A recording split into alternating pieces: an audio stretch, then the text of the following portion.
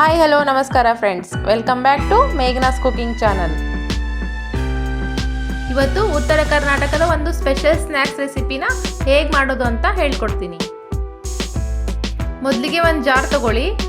ಅದಕ್ಕೆ ಒಂದು ದೊಡ್ಡ ಬೌಲ್ ಅಷ್ಟು ಹಸಿ ಕೊಬ್ಬರಿನ ತಗೋಬೇಕು. 8 ಹಸಿರು ಮೆಣಸಿನ್ಕಾಯಿ ಹಾಕೋಬೇಕು. 1 ಸ್ಪೂನ್ ಜೀರಿಗೆ, ಹಾಗೆ 1 ಗಡ್ಡೆ ಬೆಳ್ಳುಳ್ಳಿ, ಸ್ವಲ್ಪ ಕರಿಬೇವು, ರುಚಿಗೆ ತಕ್ಕಷ್ಟು ಉಪ್ಪನ್ನ ಹಾಕೊಂಡು ಫೈನ್ ಪೇಸ್ಟ್ ಆಗಿ ಮಾಡ್ಕೋಬೇಕು. ನಂತರ ಸ್ಟವ್ ಆನ್ ಮಾಡಿ ಒಂದು ಬಾಣಲೆನ ಬಿಸಿಗಿಡಿ. ಬಿಸಿಯಾದ ನಂತರ ರುಬ್ಬಿರೋ ಪೇಸ್ಟ್ನ ಹಾಕಿ 2 ರಿಂದ 3 ನಿಮಿಷ ಚೆನ್ನಾಗಿ ಬಿಸಿ ಮಾಡಿ. ಸ್ವಲ್ಪ ಹಸಿ ವಾಸನೆ ಹೋಗೋ ತನಕ ಬಿಸಿ ಮಾಡಿದರೆ ಸಾಕು. ಆಮೇಲೆ ಈ ಪೇಸ್ಟ್ನ ಒಂದು ಹಾಫ್ ಆನ್ ಅವರ್ ತಣ್ಣಗಾಗಲಿಕ್ಕೆ ಬಿಡಿ. ಪೇಸ್ಟು ತಣ್ಣಗಾದ ನಂತರ ಒಂದು ದೊಡ್ಡ ಪಾತ್ರೆ ತಗೊಂಡು ಆ ಪಾತ್ರೆಗೆ ಆ ಪೇಸ್ಟು, ಹಾಗೆ 1/4 ಕಪ್ ಅಷ್ಟು ಅಕ್ಕಿ ಹಿಟ್ಟು, ಹಾಗೆ ಒಂದು ಹಾಫ್ ಕಪ್ ಅಷ್ಟು ಕಡಲೆ ಹಿಟ್ಟು ಅಂದರೆ ಪುಟಾಣಿ ಹಿಟ್ಟನ್ನ ಹಾಕೋಬೇಕು. ಹಾಕೊಂಡು ನೀರು ಹಾಕದೇನೆ ಆ ಪೇಸ್ಟ್ ಜೊತೆಗೆ ಚೆನ್ನಾಗಿ ಕಲಿಸ್ಬೇಕು. ಈ ಹಿಟ್ಟನ್ನ ಕೈ ಸಹಾಯದಿಂದ ಚೆನ್ನಾಗಿ ಕಲಸಿ ಇದು ಚಪಾತಿ ಹಿಟ್ಟಿನ ಹದಕ್ಕೆ ಬರಬೇಕು.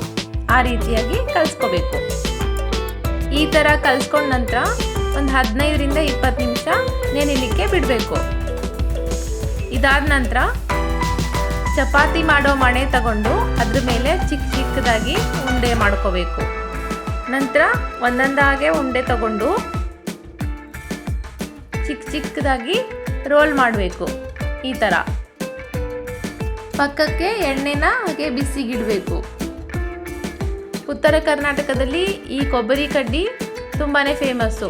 ಈವ್ನಿಂಗ್ ಸ್ನ್ಯಾಕ್ಸ್ಗೆ, ಮಕ್ಕಳ ಸ್ನ್ಯಾಕ್ಸ್ ಬಾಕ್ಸಿಗೆ ಹಾಕೋಕ್ಕೆ ತುಂಬಾ ಚೆನ್ನಾಗಿರುತ್ತೆ. ಇದೊಂದು ಡಿಫ್ರೆಂಟ್ ಸ್ನ್ಯಾಕ್ಸ್ ರೆಸಿಪಿ ಅಂತಲೇ ಹೇಳ್ಬೋದು. ಈ ಮಳೆಗಾಲದಲ್ಲಿ, ಚಳಿಗಾಲದಲ್ಲಿ ಟೀ ಜೊತೆಗೆ ಇದನ್ನು ತಿಂತಾ ಇದ್ದರೆ ಚೆನ್ನಾಗಿರುತ್ತೆ.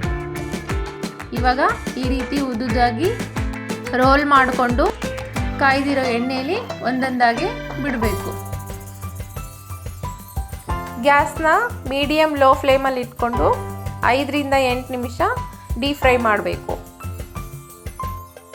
ಔಟ್ಸೈಡಿಂದ ಸ್ನ್ಯಾಕ್ಸ್ನ ತಂದು ತಿನ್ನೋದಕ್ಕಿಂತ ಈ ರೀತಿ ಮನೆಯಲ್ಲೇ ತುಂಬ ಕಡಿಮೆ ಸಮಯದಲ್ಲಿ ಮಾಡ್ಕೊಂಡು ತಿನ್ನೋದ್ರಿಂದ ಹೆಲ್ತಿಗೂ ತುಂಬ ಒಳ್ಳೆಯದು, ಹಾಗೆ ಟೇಸ್ಟೂ ಚೆನ್ನಾಗಿರುತ್ತೆ.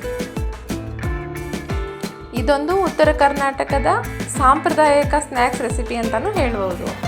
ಯಾವಾಗಲೂ ನಾವು ಕೋಡ್ಬೇಳೆ, ನಿಪ್ಪಟ್ಟು, ಚಕ್ಲಿ ಅಂತ ಮಾಡ್ತಾ ಇರ್ತೀವಿ. ಅದಕ್ಕಿಂತ ಈ ಕೊಬ್ಬರಿ ಕಡ್ಡಿ ಮಾಡ್ಕೊಂಡು ತಿನ್ನೋದ್ರಿಂದ ತುಂಬಾ ಡಿಫ್ರೆಂಟ್ ಟೇಸ್ಟನ್ನು ಕೊಡುತ್ತೆ. ಈ ಕೊಬ್ಬರಿ ಕಡ್ಡಿಗಳನ್ನ ಜಾಸ್ತಿಯಾಗಿ ರೋಲ್ ಮಾಡಿ ಇಟ್ಕೊಂಡು ಒಂದೇ ಸಾರಿ ಕರಿತೀನಿ ಅಂತಂದರೆ ಅದು ಮೇಲ್ಗಡೆ ಡ್ರೈ ಆಗಿ ಕಾಣಿಸುತ್ತೆ. ಹಾಗಾಗಿ ಸ್ವಲ್ಪನೇ ರೋಲ್ ಮಾಡಿಕೊಂಡು ಸ್ವಲ್ಪನೇ ಡೀಪ್ ಫ್ರೈ ಮಾಡ್ಕೊಂಡು ಎತ್ತಿಟ್ಕೋಬೇಕು. ಈ ಕೊಬ್ಬರಿ ಕಡ್ಡಿ ತಿಂಗಳುಗಟ್ಟಲೆ ಎತ್ತಿಟ್ಕೊಂಡ್ರೂ ಬೇಗ ಹಾಳಾಗಲ್ಲ, ತಿನ್ನೋಕ್ಕೆ ಚೆನ್ನಾಗಿರುತ್ತೆ.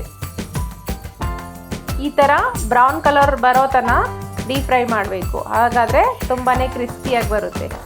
ಇದು ಒಂದು ಹಾಫ್ ಆನ್ ಅವರ್ ತಣ್ಣಗಾದ ನಂತರ ಏರ್ ಟೈಟ್ ಕಂಟೈನರಲ್ಲಿ ಹಾಕಿಟ್ಕೊಂಡ್ರೆ ತುಂಬ ದಿನ ಬಾಳಿಕೆ ಬರುತ್ತೆ. ಉತ್ತರ ಕರ್ನಾಟಕದ ಈ ಥರದ ಇನ್ನಷ್ಟು ಸ್ನ್ಯಾಕ್ಸ್ ರೆಸಿಪಿಗಳಿಗಾಗಿ ಕಮೆಂಟ್ ಮಾಡಿ ತಿಳಿಸಿ. ಈ ವಿಡಿಯೋಲಿ ಇಷ್ಟ ಆಗಿದೆ ಅನ್ಕೋತೀನಿ. ಇಷ್ಟವಾದರೆ ಲೈಕ್ ಮಾಡಿ, ಶೇರ್ ಮಾಡಿ, ಹಾಗೆ ಸಬ್ಸ್ಕ್ರೈಬ್ ಮಾಡಿ. ನಮ್ಮ ಚಾನಲ್ಗೆ ಸಪೋರ್ಟ್ ಮಾಡಿ.